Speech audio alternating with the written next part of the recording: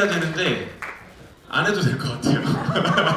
우리 대광이 형님께서 형님 오늘 처음 뵀는데 오늘부터 형이라 불러도 되죠? 네, 너무 좋아가지고 잘생기면 다 형이에요.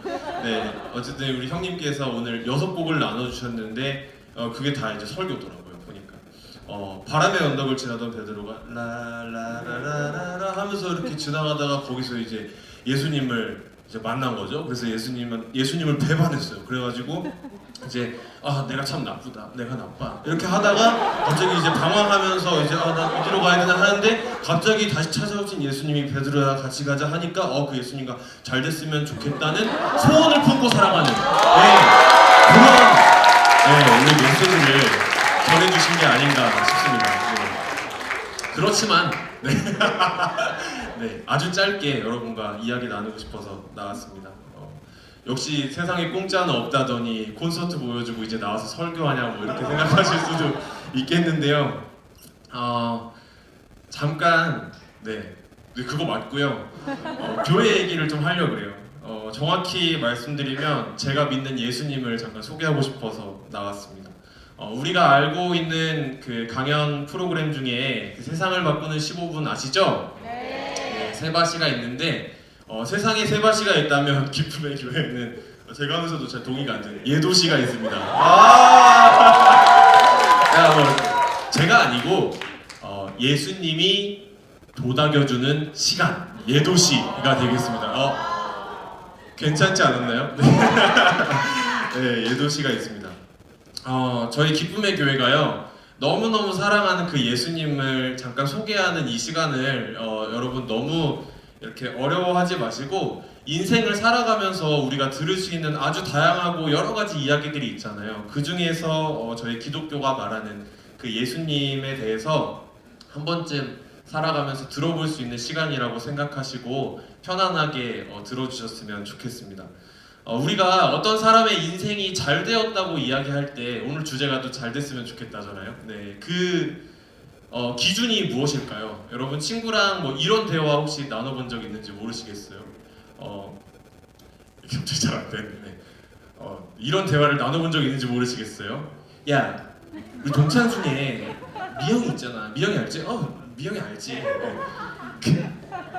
야, 걔 진짜 이번에 잘 됐더라. 왜? 아니 걔 작년에 부서에서 진짜 고속승진해서 최연소 팀장 됐대.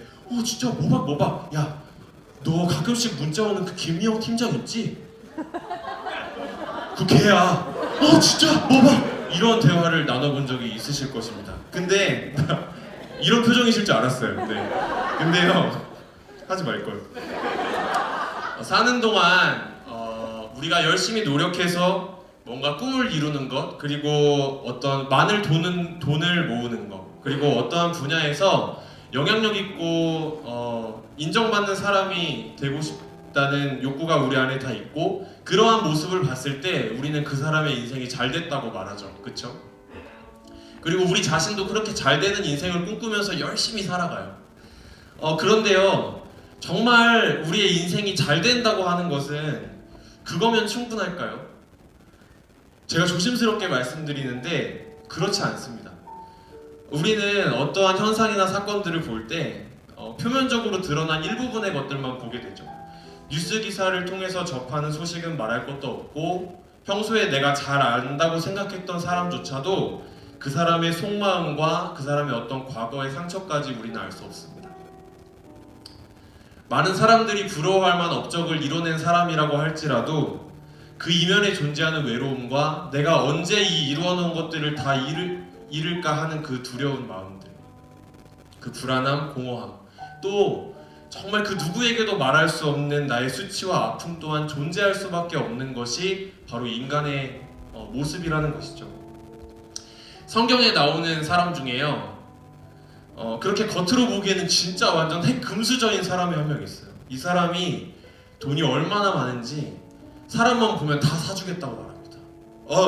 김 사장님, 오늘 저랑 저녁 한번 하십시다. 그럼 제가 오늘 저녁 살게요. 그 자동차 필요하시다 했죠? 그거 제가 살게요. 이 사람의 이름 바로 삭개오였습니다.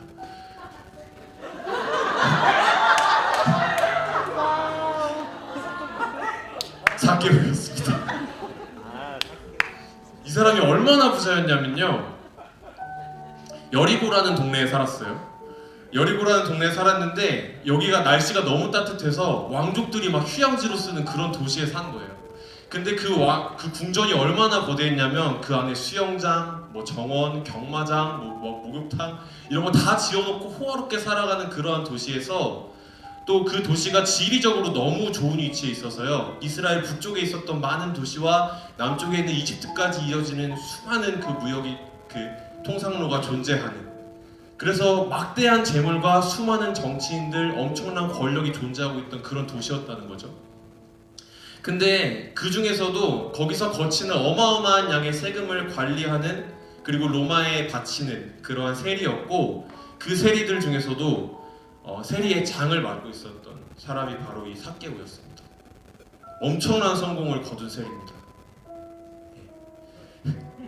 권력층과 직접 줄이 맞닿아 있었을 거고, 이 사람은 실제 마음만 먹으면 보통의 이 서민, 우리 같은 서민들이 살아가는 일상생활에 영향력을 행사할 수 있었죠.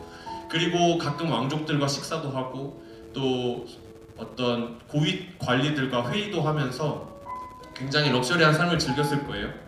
근데 이렇게 남부러울 것 없는 이 삭개오의 삶도 100% 행복하진 않았던 것 같아요.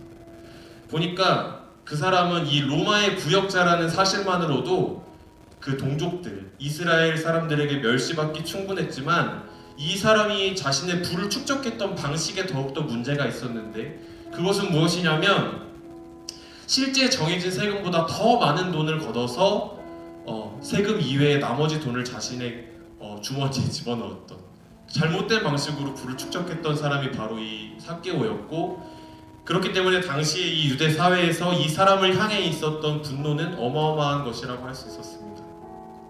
자신을 보면서 길거리에 나갈 때마다 수군대는 사람들과 그 모멸감에 가득 찬 얼굴을 볼 때 계속해서 자신을 격려하면서 달려갔을 것 같아요. 야, 조금만 더 모아보자. 조금만 더 위로 올라가자. 내가 여기까지만 이뤄내면, 내가 이만큼의 사람만 되면 많은 사람들이 나를 무시하지 못하겠지.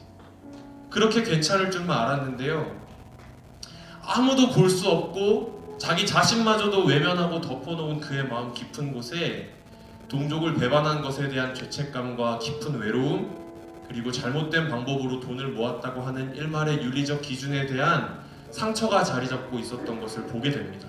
그 증거는 다음과 같이 나타나는데요, 누가복음 19장에 보면 이런 말씀이 나와요. 여러분 혹시 같이 읽어주실 수 있을까요? 네, 현대인 성경 버전인데요, 같이 한번 읽어주실까요? 네, 시작. 그는 예수님이 어떤 분인지 보려고 하였으나 키가 작은 데다 사람들이 너무 많아서 볼 수가 없었다. 그래서 그는 예수님이 지나가시려는 길에 앞질러 내려가서 그분을 보려고 길가에 있는 터널에 올라갔다. 네, 감사합니다. 예수님이라는 분이 이 여리고를 지나가신다는 소문이 들려오는 거예요. 이 사람은 유대인이면서 율법을 가르치는 율법 선생인데, 보통의 선생님들, 그 랍비와는 조금 다른 사람이라고 하더라. 이 사람은 죄인들을 만나주지 않는 다른 랍비와는 다르게 죄인들의 친구라고 하더라. 그분이 궁금해지기 시작한 것이죠. 나 같은 사람도 만나주실까? 하는 작은 설레임이 그의 마음 가운데 꿈틀거리기 시작했습니다. 그런데 자신이 없었어요. 사람들이 뭐라고 이야기할까? 그분이 막상 나의 모습을 볼 때 어떻게 생각할까? 그리고 그러한 갈등 속에서 거리로 나가긴 나갑니다. 그런데 이 사람이 키가 작거든요. 키가 작은데 사람이 너무 많으니까 이 예수님 얼굴도 볼 수가 없는 거예요. 아, 이렇게까지 해야 되나? 내가 이렇게까지 이 사람 안 만나도 되는데, 그냥 살아가던 대로 잘 살면 되잖아요.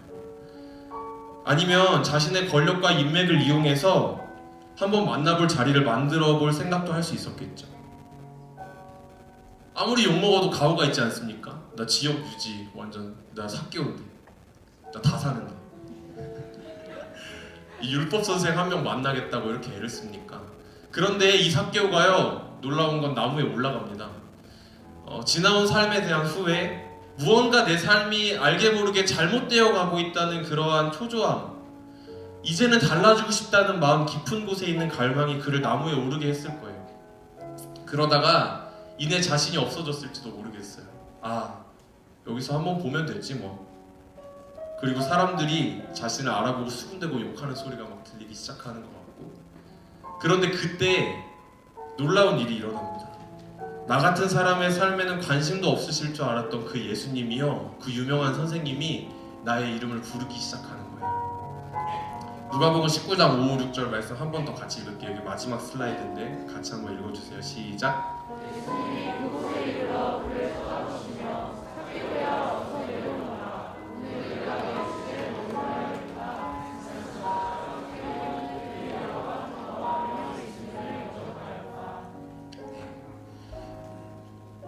내 이름을 알고 있는 거예요. 삭개오야, 이리 내려와. 내려와서 나도 좀 사줘.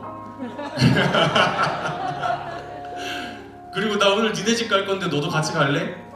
막 예수님이 나를 막 알아보시는 거예요. 엄청난 이슈가 생긴 거죠. 그 공간에 함께하던 수많은 사람들이 얼마나 어이가 없었을까요? 욕을 하고 손가락질을 하고, 아니 저 쓰레기 같은 인간 집에 가서 묻겠다고 율법 가르치는 선생이라는 사람이 내가 저 사람 잘못 봤네. 유명해서 한번 따라와 봤더니 하는 말은 번지르르한데 결국에 저 사람이 하는 모습은 저 죄인하고 같이 놀고 먹는 거였구나. 몇몇은 떠나갔을 것입니다. 그런데요, 그 장면에 그러한 소리들은 이 예수님과 삭개오의 귀에는 전혀 들리지가 않았어요. 그 장면에 존재하고 있는 것은 잘못된 삶을 돌이키고 싶었던 죄인 삭개오, 그리고 그러한 삭개오의 마음을 아시고 그를 찾아오시고 그를 마음 깊이 사랑하셨던 예수님만이 존재하고 있었습니다. 예수님을 집에 모시고 같이 식사를 하고 이야기를 나누면서 삭개오의 삶은 완전히 달라졌어요. 예수님, 제가 가진 재산의 절반을 가난한 사람들에게 나눠주겠습니다. 그리고 제가 누군가의 것을 속여서 빼앗은 일이 있다면 제가 그것의 4배를 물어주도록 하겠습니다. 철저히 나 자신만을 위해서 살고 나의 성공을 위해서 자신의 삶이 망가지는 건 쳐다보지도 않고 달려가던 이 사람의 인생이요, 다른 사람을 위해서 가난한 사람들에게 재산의 절반을 나눠주고 속여 빼앗은 일은 4배나 갚겠다고 약속하고 그렇게 지키며 살아가는 삶으로 변화된 것이죠. 그는 이제 실제로 잘 되는 인생을 살아가게 됐습니다. 이제 이 짧은 메시지 다 마칠 건데요, 오늘 이 자리에 오신 여러분들 저는 얼굴도 다 기억이 안 날 거예요. 그리고 여기 오신 여러분이 어떤 삶을 살고 계신지 저는 잘 모릅니다. 어떤 아픔이 있는지, 여러분 삶에 무엇을 가장 우선으로 두고 살고 계신지 저는 잘 몰라요. 하지만 분명한 것은 사람은요, 언젠가 내가 옳다고 믿으며 살아가는 모든 것들이 부정당하는 것만 같은 철저하게 혼자 남아서 갈 곳을 잃어버리고 삶의 의미를 찾아 방황하는 순간이 반드시 찾아온다는 것입니다. 기쁨의 교회가 오늘 이 자리를 준비한 이유는요, 안 오겠다고 여러분 많이 튕기셨잖아요, 친구들한테. 그죠? 아니요, 바로 오셨어요. 그렇게 튕기는 여러분을 막 밥 사줘 가면서 연락해 가면서 여기까지 모셔온 이유는요, 바로 거기 있어요. 여러분에게 이 삭개오가 만났던 예수님, 그리고 여기에 이 기쁨의 교회 가족들이 만난 그 예수님을 소개하고 싶어서요. 오늘의 이 짧은 만남을 통해서 여러분과 우리가 믿는 바가 서로 당장에 같아지리라는 기대는 잠시 접어두지만, 여러분 인생이 살아가다가 그러한 순간을 마주하게 되었을 때 언제나 여러분 마음 문 밖에 서서 떠나지 않고 기다리고 계시는 그 예수님의 이야기가 한 번쯤 떠오르셨으면 좋겠습니다.